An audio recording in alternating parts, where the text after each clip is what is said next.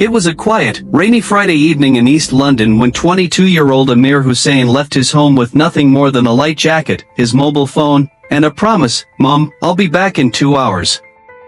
He smiled, kissed her forehead, and left unaware that it would be the last time his family would ever see him alive.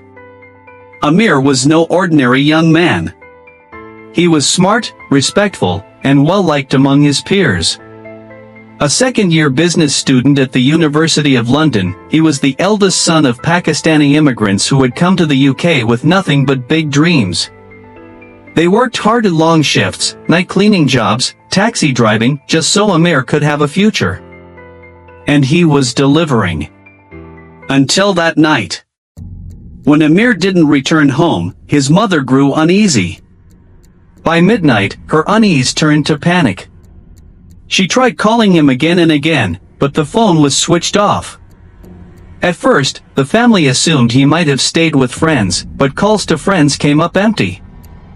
No one had seen him. No one knew anything. The following morning, Amir's father went to the nearest police station and filed a missing persons report. What came next was an agonizing wait. The police initiated their missing person protocol. CCTV footage from nearby roads was gathered. One camera showed Amir walking down Barking Road and then getting into a white Vauxhall Astra, driven by an unknown person. That was the last confirmed sighting. From there, the trail went cold. Meanwhile, police traced the last signal from Amir's phone, which pinged from a cell tower near Wickham Forest, an isolated area known for its dense trees and long walking trails. Search teams were dispatched. Sniffer dogs, drones, and volunteers combed through the woods for hours. Nothing turned up. Days passed. And the Hussain family, devout and quietly suffering, waited by the door. Then came the Monday morning call. A jogger had stumbled upon a body in Wickham Forest. When the police arrived, they confirmed the worst. It was Amir. The young man's body was partially hidden behind thick shrubbery. His neck showed deep bruises, likely from a rope or cord. His face bore cuts and scratches. His phone, wallet, and watch were gone. Police quickly ruled out suicide. This was murder. The post-mortem report confirmed it. Amir had been strangled to death. The cause of death was asphyxiation by ligature. There were signs of a struggle, skin under his fingernails, defensive wounds on his arms. Someone had fought him. Someone had silenced him. As detectives began their investigation, a complex picture began to emerge.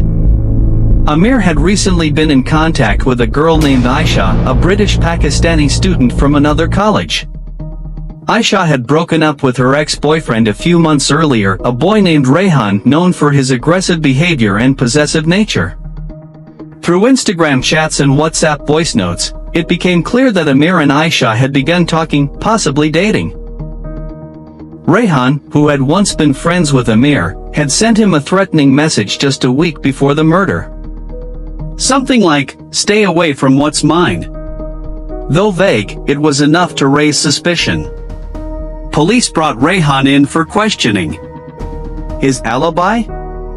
He claimed he was with friends playing video games the night Amir disappeared.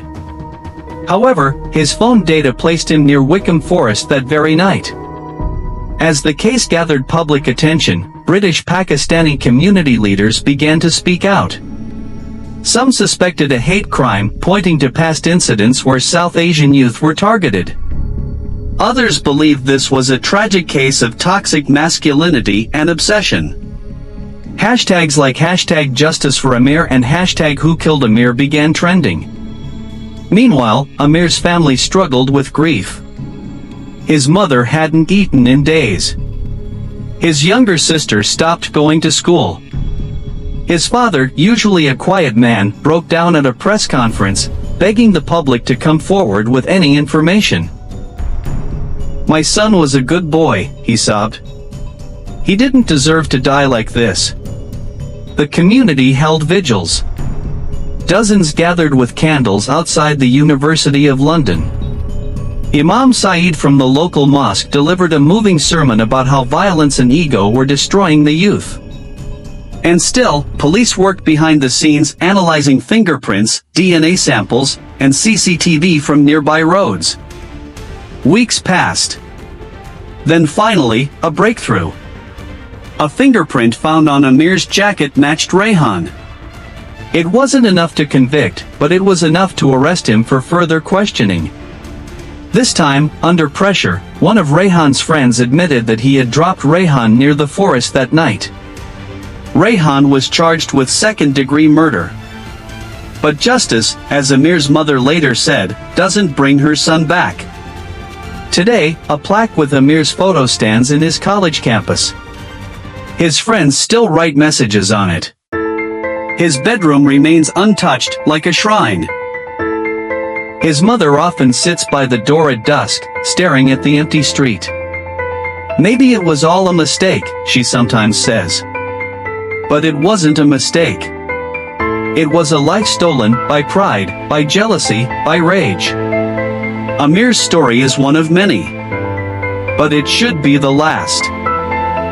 1. Like what you see. Drop a comment and subscribe for more. 2. Smash the like button, share your thoughts, and hit subscribe to stay tuned.